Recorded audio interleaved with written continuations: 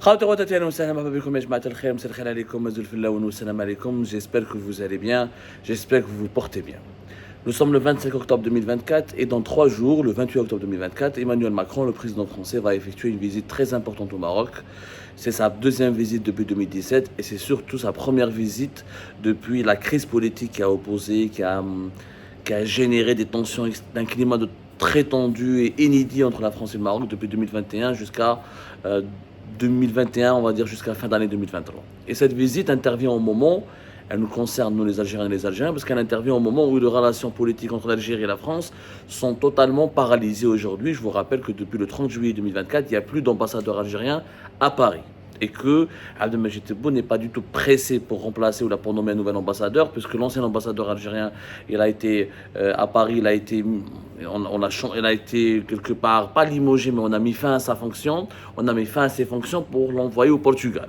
Donc, les relations sont très tendues avec l'Algérie, pas tendues, nous sommes dans une crise carrément franco-algérienne ou algéro-française. L'Algérie boycotte les importations françaises, elle a commencé à boycotter le blé français, elle a donné des instructions verbales, pour le moment le régime Tebboune a donné des instructions verbales pour l'empêcher, de pousser ou de bousiller un petit peu les intérêts économiques français en Algérie. Et cette visite de Macron au Maroc, elle risque d'aggraver encore davantage les tensions entre l'Algérie et la France, puisqu'avec Tebboune, celui qui se rapproche du Maroc devient son ennemi. On ne sait pas, on ne comprend pas beaucoup le principe. Tu t'approches de Rabat, tu deviens l'ennemi d'Alger. Il y a toujours eu des problèmes et des divergences entre Alger et Rabat, entre l'Algérie et le Maroc, mais auparavant, les présidents précédents, les régimes précédents dans l'histoire de l'Algérie indépendante, que ce soit de l'époque de Ouali Boumediene ou de Cheikh Ibn Jdid ou d'Abdelaziz Bouteflika, ils étaient un peu plus raisonnables, ils ne faisaient pas du chantage à d'autres pays en leur disant ou vous êtes notre ami ou vous êtes l'ami du Maroc. Il faut choisir. En fait, les relations géopolitiques, les relations internationales ne sont pas une cour de récréation. On n'est pas à la crèche, on n'est pas dans une école élémentaire, on n'est pas dans un établissement de loisirs. Normalement, les chefs d'État, les intérêts géostratégiques des pays sont gérés avec une certaine maturité, avec certains bon sens. Il y a beaucoup de grandes puissances qui ont des intérêts différents avec l'Algérie comme avec le Maroc, mais c'est pas parce qu'on veut être l'ami de l'Algérie qu'on devient pour autant l'ennemi du Maroc. C'est pas parce qu'on est l'ami du Maroc qu'on est pour autant l'ennemi de l'Algérie. Et vous savez, vous connaissez la fameuse phrase, la fameuse citation, le fameux adage qui est aujourd'hui galvaudé. En politique, entre les pays, entre les États, il n'y a pas de sentiments, il n'y a que des intérêts.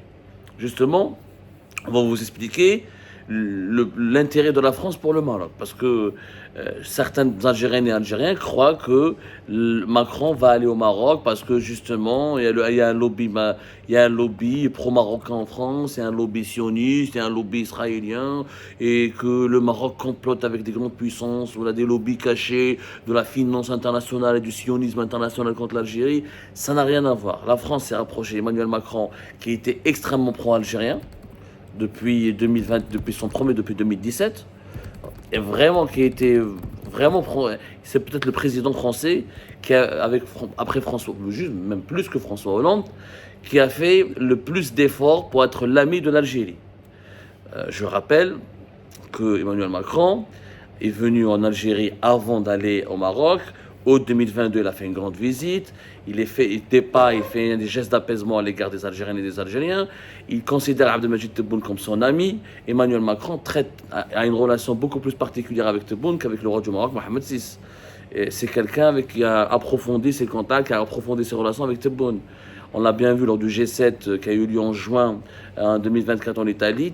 D'ailleurs, Tebboune et Macron se considèrent comme des amis. Ils s'appellent, chacun de ces deux présidents affirme qu'il est l'ami de l'autre. Et Macron de 2022 jusqu'à 2024, il a, sur le plan de l'histoire, sur le plan de la mémoire, sur le plan des échanges politiques, il a fait énormément de choses pour l'Algérie. Sauf que, justement, les intérêts de la France ne sont pas dans l'histoire et dans la mémoire. Le fait que le régime algérien ne fait pas de business, ne comprend pas le business et l'économie, c'est à la base des relations entre les États. La France ne va pas être le partenaire de l'Algérie juste pour parler de la mémoire, de l'histoire, ou des relations humaines, ou des visas. Les dirigeants algériens, quand ils parlent à la France, ils parlent toujours du colonialisme, de l'histoire, la mémoire, les visas et les visas. Sauf que en France, il y a des entreprises, et qui veulent avoir des marchés, et les relations économiques, malgré les crises politiques et les crispations politiques qui avaient lieu entre le Maroc et l'Algérie, et le Maroc et la France, et ben, les entreprises françaises ont toujours plus investi au Maroc qu'en Algérie. Comme un exemple, les échanges économiques entre la France et le Maroc, c'est plus de 14 milliards d'euros, alors qu'avec l'Algérie, ils sont encore même pas de 12 milliards d'euros. Et pourtant, c'est nous qui avons le gaz, c'est l'Algérie qui a du gaz et du pétrole. Et c'est pourtant, c'est la France qui fait plus de commerce avec le Maroc qu'avec l'Algérie. Le nombre des entreprises françaises au Maroc est nettement supérieur à celui au nombre des entreprises françaises qui sont en Algérie. Et les investissements français au Maroc sont beaucoup plus importants que des investissements économiques français en Algérie. Et pourquoi? Pour une raison simple, parce que le Maroc est un pays ouvert et que, contrairement à l'Algérie, le Maroc comprend que dans ses relations internationales, il y a ce qu'on appelle le business. C'est-à-dire que l'une des raisons, l'un des arguments avec lesquels qu'il utilise pour tisser des bonnes relations avec les États étrangers, pour s'attirer les bonnes faveurs des grandes puissances et pour tisser des alliances avec des pays importants à travers le monde, c'est l'économie, le marché, le business, les investissements. Je vous le programme d'Emmanuel Macron, je vais vous donner quelques exemples. Emmanuel Macron, quand il va aller au Maroc, il ne va pas uniquement pour les beaux yeux du roi ou pour les beaux yeux des Marocains et des Marocains. Il va parce qu'il veut vendre, il veut permettre aux entreprises françaises de s'implanter encore davantage au Maroc et de gagner beaucoup d'argent au Maroc. Par exemple, la Royal Air Maroc, l'équivalent d'Air Algérie, veut acheter 188 appareils, 188 avions. Elle est en train de renouveler sa flotte d'ici 2037. Et Emmanuel Macron veut que les Marocains achètent davantage Airbus. Airbus qui n'est pas que français, c'est européen, mais c'est aussi, il y a beaucoup de composants. L'usine de Airbus à Toulouse, c'est l'un des poumons les plus importants de l'économie française. Donc les 180 avions, Macron et les Français font de la pression, ils font du lobbying au Maroc pour que les Marocains achètent davantage les Airbus au détriment de Boeing. Il n'y a pas que ça, il y a Alstom pour les TGV. Le Maroc, il a un important programme pour développer le TGV, etc. parce qu'il accueille la Coupe du Monde de football en 2030 avec l'Espagne et le Portugal.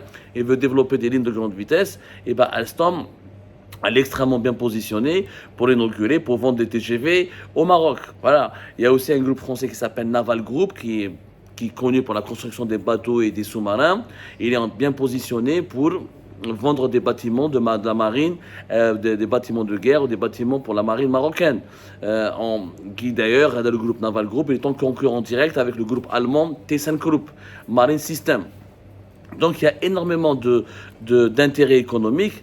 Et Emmanuel Macron, il vient au Maroc d'abord. Mais regardez la différence entre nous et les Marocains. Les Algériens et les Algériens, nos dirigeants, les dirigeants marocains et les dirigeants algériens. Les dirigeants algériens, quand ils parlent aux dirigeants français, ça parle que de mémoire, que d'histoire, colonisation, décolonisation, mais jamais de business. Je vois les projets français en Algérie, sont tous bloqués. L'usine Renault d'Oran, bloquée. Le projet qui devait permettre à Peugeot d'avoir une usine en Algérie, bloqué. Les banques françaises, Société Générale, BNP, sont surveillées, limitées. Elles sont confrontées à une concurrence déloyale et au dumping des banques étatiques algériennes. Les importations françaises sont boycottées. Maintenant, les entreprises algériennes, quand elles veulent faire des partenariats avec les entreprises françaises, c'est extrêmement difficile. Donc, ni tu peux importer français, ni les Français ne peuvent. Alstom, elle a juste un partenariat avec une entreprise étatique algérienne pour faire des tramways, etc.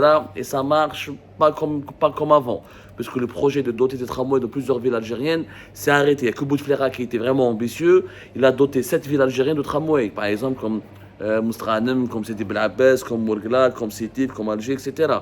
Mais, économiquement parlant, les Français n'ont plus d'intérêt en Algérie.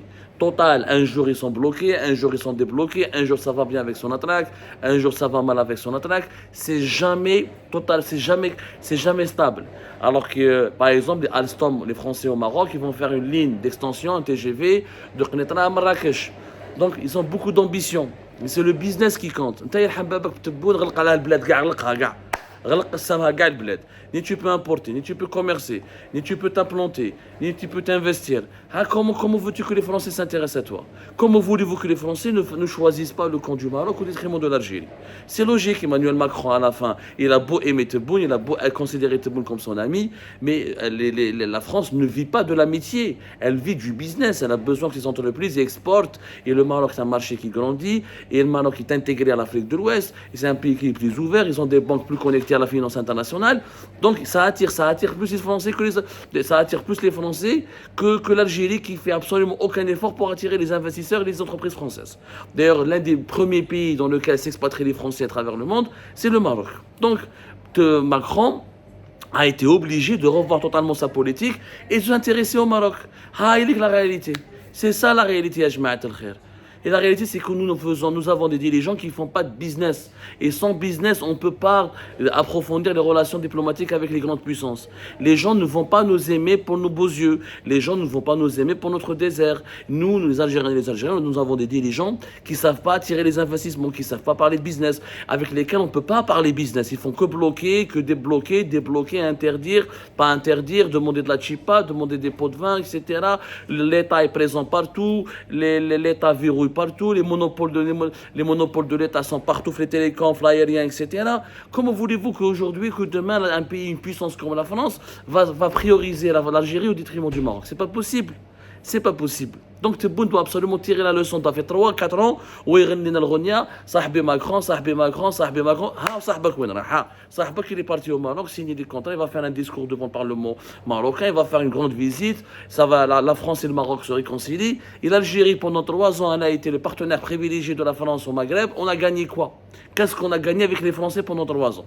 Darouna TGV, mais darounach. Darouna, projet des voitures, mais darounach. Est-ce qu'on a fabriqué? On n'a même pas fabriqué une pièce détachée avec les Français.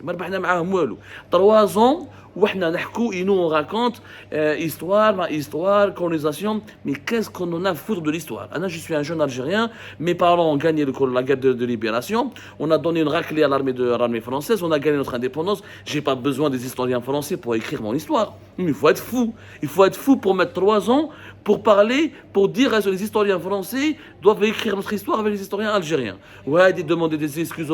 Mais en quoi les excuses des Français vont me permettre à moi de créer des emplois, de créer des richesses, de diversifier notre économie, d'améliorer la création, l'accès à l'emploi? C'est du n'importe quoi. Les relations entre les États, c'est à 2 domaines, la sécurité et le business. Et le business aujourd'hui, et les exportations et les investissements, c'est le pilier de la géopolitique mondiale. Tant que le marché algérien est verrouillé, tant que les investissements directs étrangers en Algérie sont en baisse, ils n'arrivent pas à pénétrer le marché algérien, ils n'arrivent pas à se développer, ils n'arrivent pas à créer des emplois, ils n'arrivent pas à gagner de l'argent. Tant qu'on n'arrive pas à gagner de l'argent en Algérie, ni la France, ni les États-Unis, ni la Grande-Bretagne, aucun pays ne va s'intéresser à nous. Et c'est catastrophique, et c'est vraiment dommage. Et encore une fois, on a perdu 3 ans à cause de Tebboune. On a construit une soi-disant amitié qui n'a abouti à rien. Et aujourd'hui, cette amitié algéro-française s'effondre pour laisser de la place à un vrai partenariat gagnant-gagnant entre le Maroc et la France.